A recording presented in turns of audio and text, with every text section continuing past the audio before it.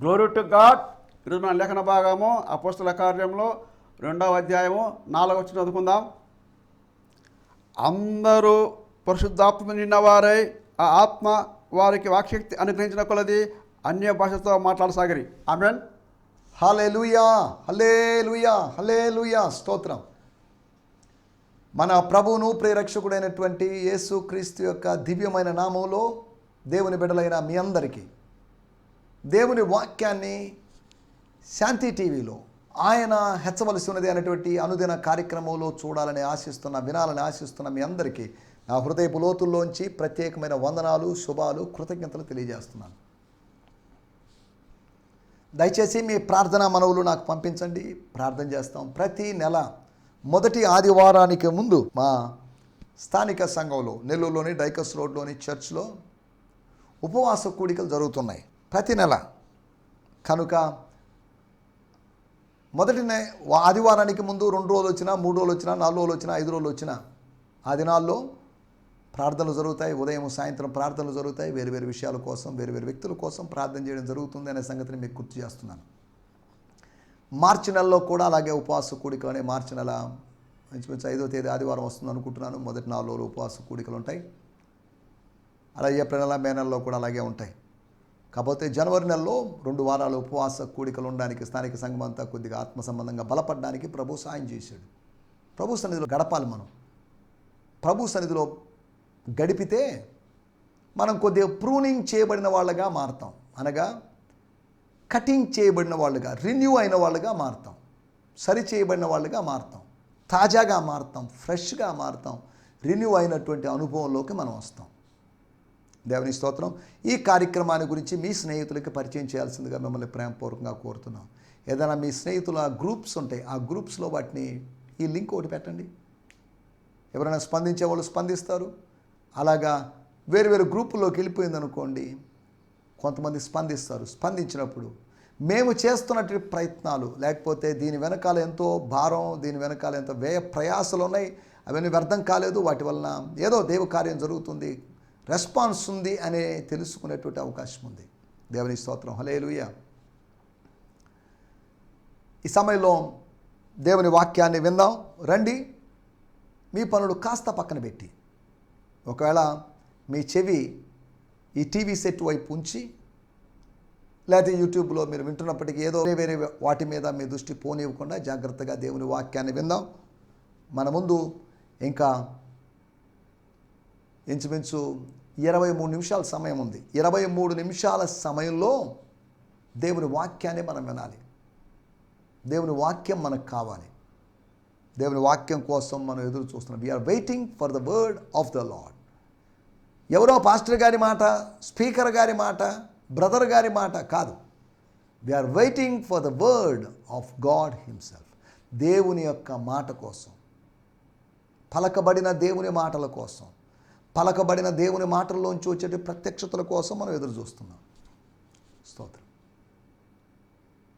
ఈ సమయంలో నిన్నటి దినము మనం ఆలోచించినట్టు మాటలు అపోస్తుల కార్యములు 2వ అధ్యాయము 4వ వచనంలోంచి కొన్ని విషయాలు ఆలోచించాం. ఈ దినము కూడా అపోస్తుల కార్యములు 2వ అధ్యాయము 4వ వచనంలోంచి కొన్ని మాటలు మీకు జ్ఞాపకం చేయాలని ఆశిస్తున్నాను. అనగా ఒక్క వచనములో నుంచి మనము 7 సార్లు మాట్లాడుకున్నాం. ఇంచుమించు 7 4 28. అనగా ఒక్క వచనములో నుంచి మనకి 28 పాయింట్లు దొరికాయని అర్థం చేసుకోవాలి. దేవుని వాక్యం ఎంత లోతైనది, ఎంత తవ్వినా, ఎంత విభజించినా, వేరు వేరు విధాలుగా ఆలోచించడానికి how deep the word of God is. Doctor Luka గారు రాసిన మాటే కావచ్చు, థియోఫిలస్ గారికి రాసిన మాటే కావచ్చు, కానీ వీటిలో ఎంత అర్థం ఉంది, ఎంత భావగర్భితమైన మాటలు ఇవి. స్తోత్రం. హల్లెలూయా. దేవుని వాక్యాన్ని బట్టి నేను దేవుని స్తుతిస్తున్నాను. దేవుడు మనకు అందించినటువంటి పరిశుద్ధ గ్రంథాన్ని బట్టి నేను దేవుని స్తుతిస్తున్నాను. ఆది కాండము నుంచి ప్రకటన గ్రంథం దాకా ఉన్నటువంటి ఈ ప్రత్యక్షతను బట్టి, ఈ పరిశుద్ధ గ్రంథాన్ని బట్టి, పాత నిబంధన, కొత్త నిబంధనలు బట్టి నేను దేవుని నామాన్ని మహిమపరుస్తున్నాను. I praise God for his word, for his rhema word, for his logos word. దేవుని స్తోత్రం. హల్లెలూయా.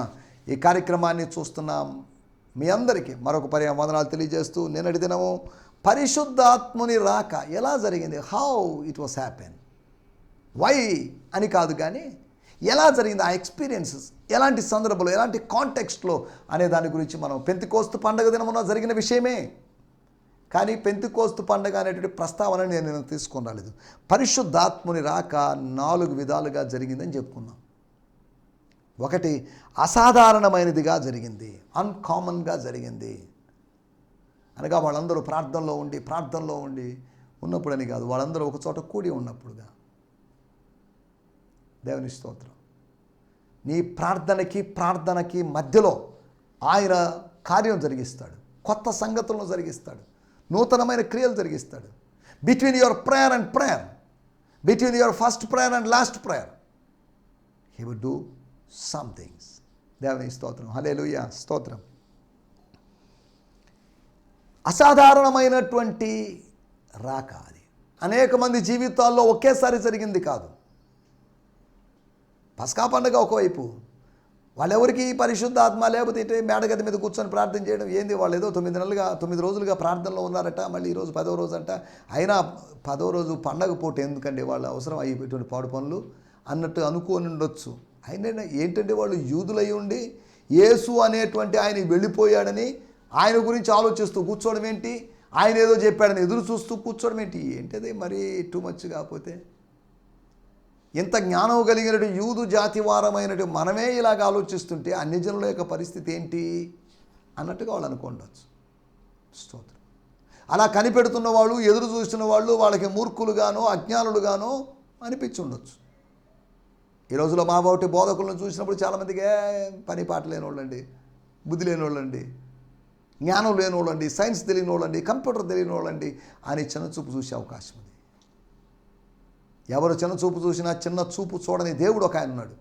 ఎవరు విషపు చూపు చూసినా విషపు చూపు చూడని దేవుడు ఒక ఆయన ఉన్నాడు. స్తోత్రం, స్తోత్రం, స్తోత్రం, స్తోత్రం. ఈ సమయంలో నిన్న మనం అసాధారణమైనటువంటి ఆత్మదేవుని యొక్క ఆగమనం గురించి మనం ఆలోచించాం. అసాధారణమైన ఆత్మదేవుని యొక్క ఆగమనం గురించి మనం ఆలోచించాం.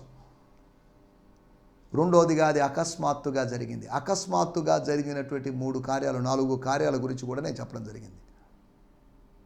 దేవుడు నిదానంగా పనిచేస్తాడండి, స్లోగా పనిచేస్తాడు అనుకుంటాం. అదే సమయంలో ఫాస్ట్గా, ఇన్స్టెంట్గా కూడా పనిచేస్తాడు.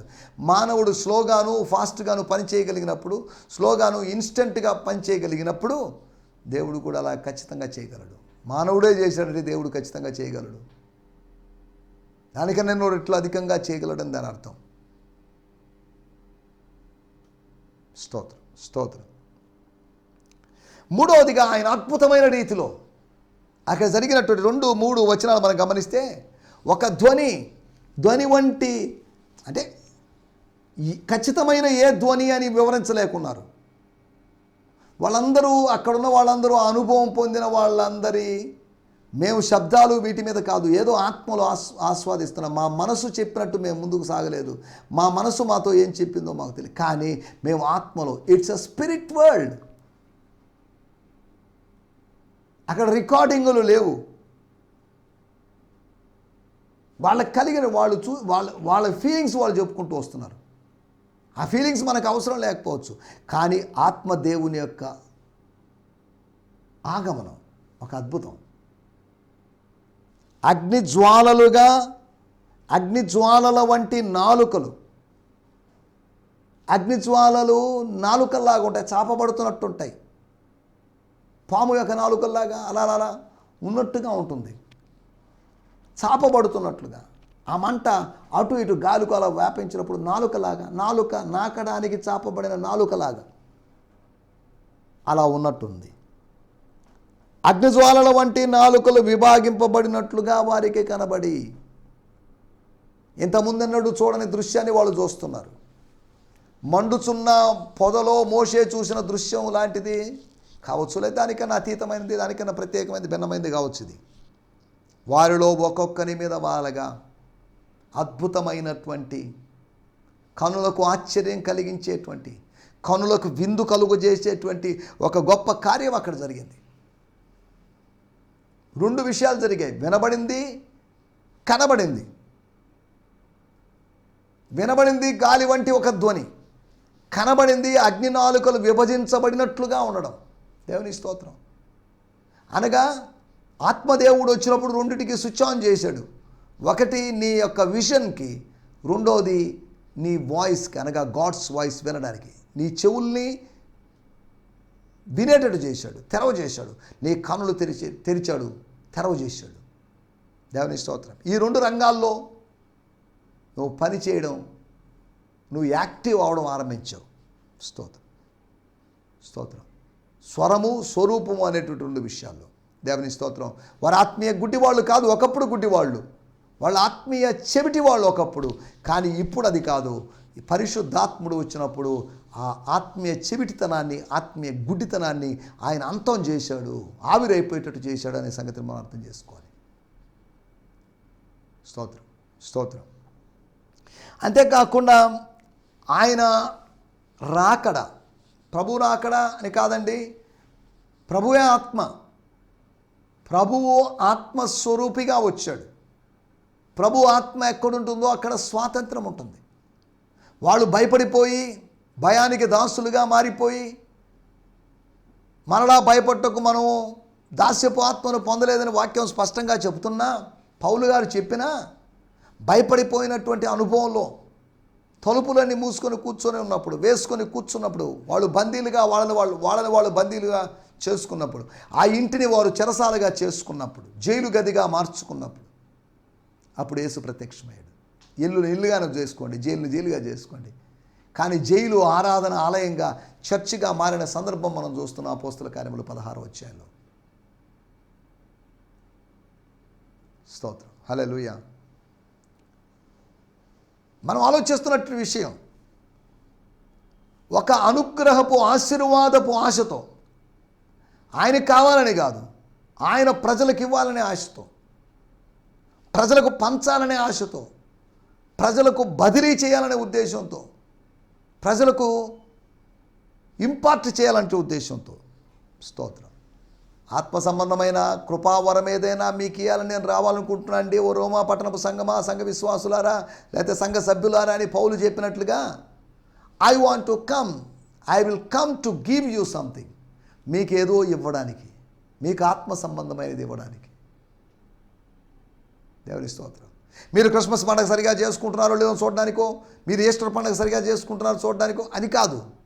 ఆయన వస్తుంది దేనికంటే, స్తోత్రం, స్తోత్రం, ఆశీర్వాదాలు ఇవ్వడానికి. ఆశీర్వాదానికి వారసులు అవుటకు మీరు పిలువబడ్డారు, ఆత్మచేత నింపబడ్డారు. ఇప్పుడు వరములు కావాలి, వరముల చేత నింపడానికి, వరముల్లో మీరు పని చేయడానికి, వరాలను వినియోగించుకొని ప్రభు సేవ చేయడానికి. స్తోత్రం, స్తోత్రం, హల్లెలూయా. అనుగ్రహం ఆశీర్వదించాలి అనే ఆశతో, ఆశ కలిగిన వాడై ఆయన దిగి వచ్చాడు. యేసు పంపితే, తండ్రి పంపితే, యేసు ప్రార్థిస్తే, తండ్రి పంపితే ఆయన ఈ లోకానికి వచ్చాడు. వెళ్ళి 4 రోజులు ఉండేసి ఆయనే 33 సంవత్సరాలు ఉంటే నేను ఎందుకు ఇన్ని సంవత్సరాలు ఉండడం అని అనుకోకుండా, వద్దు నేను 50-70 సంవత్సరాల తర్వాత వచ్చేస్తాను అనుకోకుండా, తండ్రి నిర్ణయించిన ప్రకారము ఇంతకాలంగా 2000 సంవత్సరాలుగా ఆయన భూమి మీద ఉన్నాడు. స్తోత్రం, స్తోత్రం, హల్లెలూయా. ఇవి మనం గత ఎపిసోడ్లో మనం మాట్లాడుకున్న విషయాలు. ఈరోజు దేవుని వాక్య ధ్యానం నిమిత్తమై, స్తోత్రం, అపోస్తుల కార్యములు 2వ అధ్యాయము 4వ వచనం. అపోస్తుల కార్యములు 2వ అధ్యాయము మనకందరికీ తెలిసిన మాటే. స్తోత్రం. 2వ అధ్యాయంలో అందరూ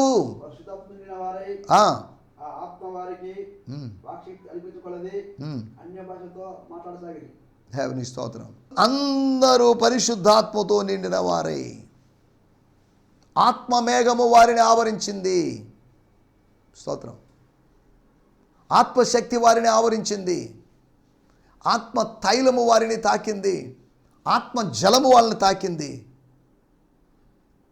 ఆత్మానుభవం, ఆత్మ అగ్ని వారిని తాకింది. అందరూ ఇటువంటి అనుభవానికి నిండిన వారై, కొంతమంది నిండుకున్నారని కాదు, సగము నిండిన వారని కాదు, సంపూర్ణమైన నింపుదల కలిగింది. ఆత్మ పాత్రలో పరిశుద్ధాత్మ ద్రవాన్ని వాళ్ళు నింపుకున్నారు. దివ్యలోకపు జలమైనటువంటి దేవుని ఆత్మను వాళ్ళు తమ ఆత్మలో పోసుకున్నారు, వంపుకున్నారు, నింపుకున్నారు. ఆ ఆత్మ వారికి వాక్శక్తి అనుగ్రహించిన కొలది అన్య భాషలతో మాట్లాడసాగిరి. స్తోత్రం, స్తోత్రం, హల్లెలూయా. దేవుని స్తోత్రం. ఈ సమయంలో మనం మరలా చదువుకుందాం మాటని. అందరూ పరిశుద్ధాత్మతో నిండిన వారై, నిండాల్సిన వారు నిండారు, నిండిన వారై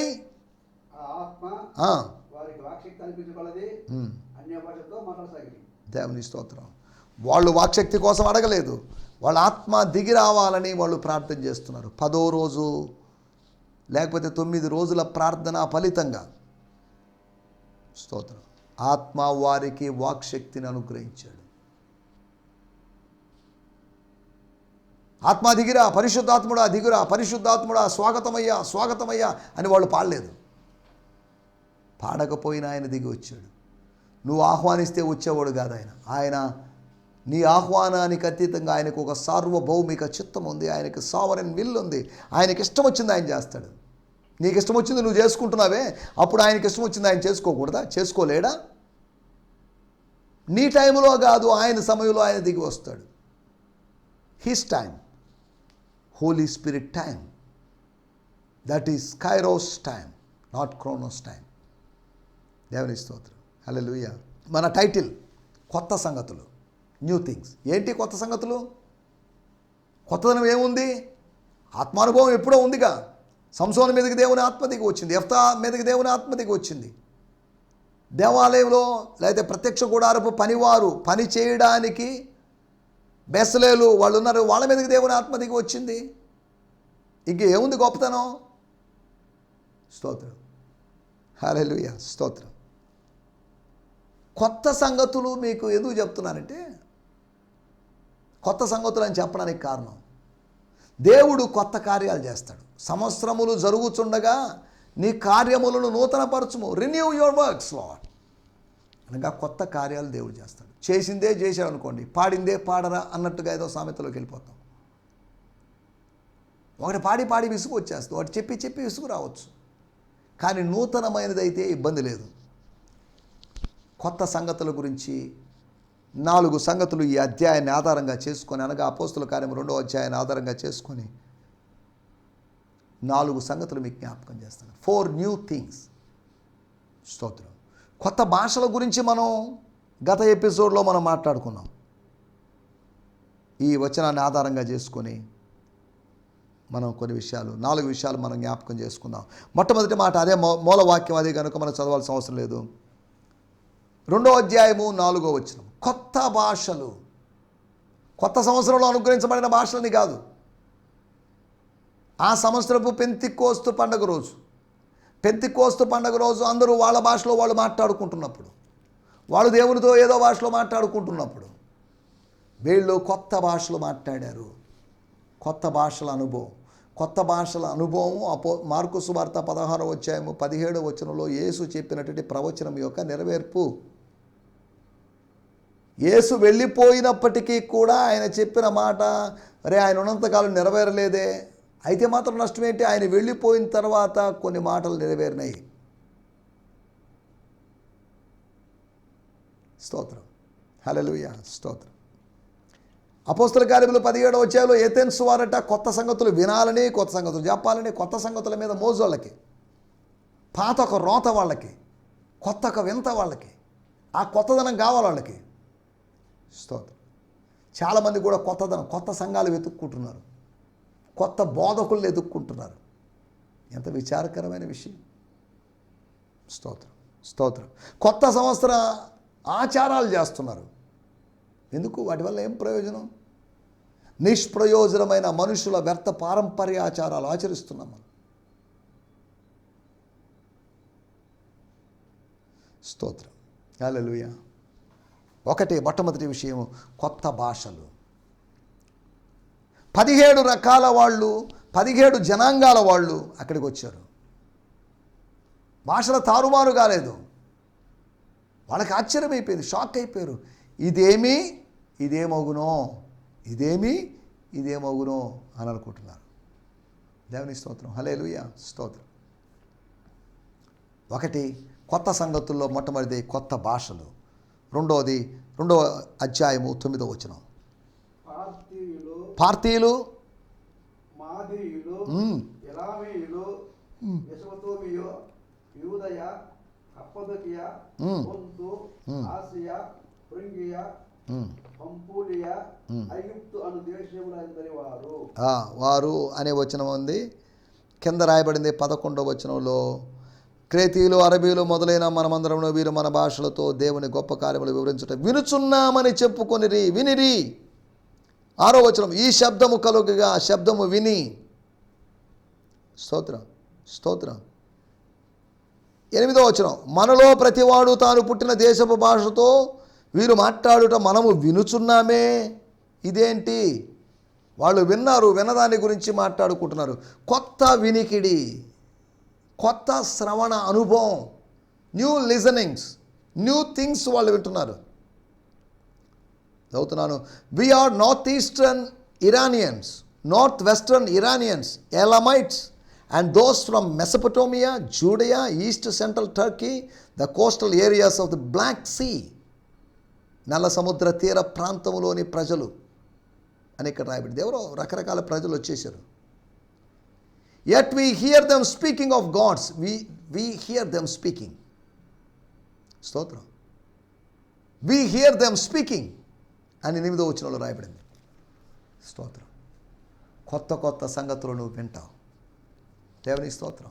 కొత్త భాషలో మాట్లాడుతున్నారు కొంతమంది, కొత్త సంగతులు వింటున్నారు కొంతమంది.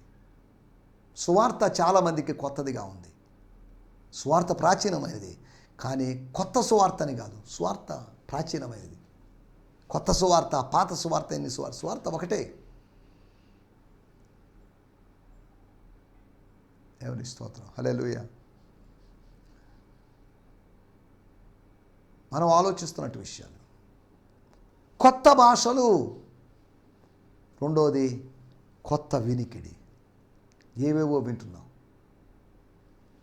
అపోస్తలుడైన పౌలు తన సూపర్ న్యాచురల్ ఎక్స్పీరియన్స్ గురించి 2వ కొరింథీ పత్రిక 12వ అధ్యాయంలో, మనకందరికీ తెలిసిన విషయమే, అందరికీ కాకపోయినా కొందరికైనా తెలిసిన విషయం.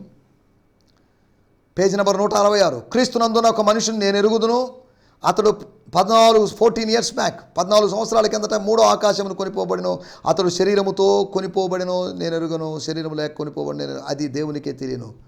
అట్టి మనుషుని నేను ఎరుగుదును, అతడు పరదేశులోనికి కొనిపోబడి వచింప సఖ్యము కాని మాటలు వినెను. ఆ మాటలు మనుషులు పలుకకూడదు. ఆయన ఎవరో విన్నాడంటున్నావు, ఆ మాటలు పలుకకూడదని నువ్వు ఎందుకు చెప్తున్నావు? సరే, తన గురించి తాను చెప్పుకుంటున్నాడు, అదే బైబిల్ పండితులు ఏదో చెప్పారు, సరే దాంట్లోకి వెళ్ళలేదు. వచింప సఖ్యము కాని మాటలు వినెను, మనుషులు పలకూడదు. ఎందుకు మరి ఈ మాటలు మనకి ఇలా రాయబడ్డాయి? దీని పూర్తి వివరాలకి మనం వెళ్ళలేదు. ప్రభుత్వం అయితే ఎప్పుడైనా కొరింథీ పత్రిక ధ్యానించుకుంటున్నప్పుడు వాటిలోకి వెళ్ళడానికి ప్రయత్నం చేస్తాం. దేవుని స్తోత్రం. ఏం చెప్తున్నాడు పౌలు గారు? వెళ్ళాను, మానవ భాషకు అతీతమైన, మానవ భాషలో వివరించలేనటువంటి ఏవో కొన్ని శబ్దాలు, కొన్ని సౌండ్స్ నేను విన్నాను. నేను చదువుతున్నాను 3వ వచనం. And I know that this man, I'm not sure if he was still in his body or taken out of his body, God knows, was caught up in an ecstatic experience and brought into paradise, where he overheard many wondrous and inexpressible secrets that were so sacred that no mortal is permitted to repeat them. Many wondrous and inexpressible secrets. కొన్ని secrets ఆయన విన్నాడట. దేవుని స్తోత్రం, హల్లెలూయా, దేవుని స్తోత్రం. ఎవరు వినటువంటి సంగతులు, ఇంతకుముందు ఎప్పుడు విననటి సంగతులు. వర్షాన్ని గురించి ఇంతకుముందు ఎప్పుడు వినలేదు, నోవహు విన్నాడు. వాస్తవం. ఇంతకుముందు ఎవరు వినలేదంటే అబద్ధమని కాదు. దేవుని స్తోత్రం. కొత్త వినికిడి. 3వ విషయం నేను మీకు జ్ఞాపకం చేస్తాను. 2వ అధ్యాయము 11వ వచనం. క్రేతీయులు, వీరు మన భాషతో దేవుని గొప్ప కార్యములను వివరించుచున్నామని చెప్పుకునేది. వివరిస్తున్నారు, కొత్త పని చేస్తున్నారు వాళ్ళు. New responsibility. ఒరే నాయన, సంగీతపు వాయిద్యకారులు ఉన్నారు, లేవీలు ఉన్నారు, ఎవరో ఒకరు గాయక బృందం వాళ్ళు ఉన్నారు. మీరెందుకు రిస్క్ తీసుకోవడం, మీరెందుకు ఈ వివరించడాలు, దేవుని గొప్ప కార్యములు మీరు వివరిస్తున్నారేంటి? Why you people are doing this? స్తోత్రం, స్తోత్రం. అనగా నూతనమైన కార్యాలు దేవుడు మన కోసం జరిగిస్తాడు, మన ద్వారా జరిగిస్తాడు. ఇతరుల కోసం మన ద్వారా జరిగిస్తాడు, మన కోసం మన జీవితంలో చేస్తాడు, మన కోసం ఇతరుల ద్వారా దేవుడు గొప్ప కార్యాలు చేస్తాడు. హల్లెలూయా, స్తోత్రం. మనం ఆలోచిస్తున్న విషయాలు, కొత్త భాషలు మనం ఆలోచించాం, కొత్త వినికిడి గురించి, కొత్త కార్యాల గురించి. 4వ విషయం నేను చెప్పి ముగించేస్తాను. 2వ అధ్యాయము 13వ వచనం. కొందరైతే కొత్త మద్యముతో నిండి ఉన్నారని, బట్ అదర్ సెడ్ మాకింగ్లీ, వ్యంగ్యాత్మకంగా సెటైర్ లేస్తున్నారు, కామెంట్స్ చేస్తున్నారు. But other said mockingly, they are full of new wine. కొత్త మద్యముతో నిండి ఉన్నారు అని కొన్ని తర్జుమాలు ఏం రాయబడింది? మందు ఎక్కువైంది వీళ్ళకి. ఏ మందు? కొత్త మద్యం. కొత్త మద్యం అంటే వాళ్ళకి తెలియని మద్యం వీళ్ళకేదో తెలిసే అవకాశం ఎలా ఉంటుంది? వీళ్ళు 9 రోజులుగా ప్రార్థనలో గడుపుతున్నప్పుడు కొత్త మద్యం తాగే అవకాశం ఎక్కడికి, దేనికోసం, ఎందుకు వెళ్తారు? ఇలా ప్రార్థన చేసే వాళ్ళ మనసాక్షి గద్దిస్తుంది కదా. వాళ్ళ మద్యం వైపు ఎలా మనసు మలుతుంది? వాడు ఏం మాట్లాడుతున్నారు? ఏదో చెప్పాలి కాబట్టి, ఏదో కామెంట్ చేయాలి కాబట్టి, ఏదో మాట్లాడాలి కాబట్టి, ప్రయత్నించాలి కాబట్టి అలా చేశారు. స్తోత్రం. కొత్త మద్యం అనగా, కొత్త మద్యం అంటే పరిశుద్ధాత్మ అనుభవం అని. అనగా కొత్త తిత్తిల్లో ద్రాక్షారసం. సరే, వీటన్నిటిలోకి మనం వెళ్ళలేదు, మన సమయం లేదు కనుక. 4వ విషయము, వారు అనుభవాన్ని కొత్త మద్యపు అనుభవంగా చెప్పారు. ఇది కొత్త మద్యం కాదు, ఇది పరలోకపు ద్రవం, పరలోకపు జలము, పరలోకపు అనుభవం, పరలోకపు పానీయం. This is heavenly soup, heavenly drink, heavenly juice. It's a divine wine, it's a spiritual wine. దేవుని స్తోత్రం, హల్లెలూయా. నా మాట ఇట్టి కొత్త సంగతులు మన జీవితాల్లో జరగాలని కోరుకుంటూ మీ అందరికీ యేసుక్రీస్తు నామములో వందనాలు తెలియజేస్తున్నా మాటలు ముగిస్తున్నాను. దేవుని స్తోత్రం, హల్లెలూయా, స్తోత్రం, స్తోత్రం. ఈ సందేశము మీకు ఆశీర్వాదకరంగా ఉందని నమ్ముచున్నాము. ప్రార్థన అవసరతల కొరకు మమ్మల్ని సంప్రదించవలసిన మా చిరునామా గిద్యోన్ మిషన్ చర్చ్, 6వ వీధి, శాంతినగర్, నెల్లూరు 4, ఆంధ్రప్రదేశ్. పిన్ 524004. మా ఫోన్ నంబర్లు 7036443613 మరి ఒక నంబర్ 9392293010. మా ఈమెయిల్ ఐడి gfihmi2015@gmail.com. దేవుడు మిమ్మును ఆశీర్వదించునుగాక. ఆమేన్.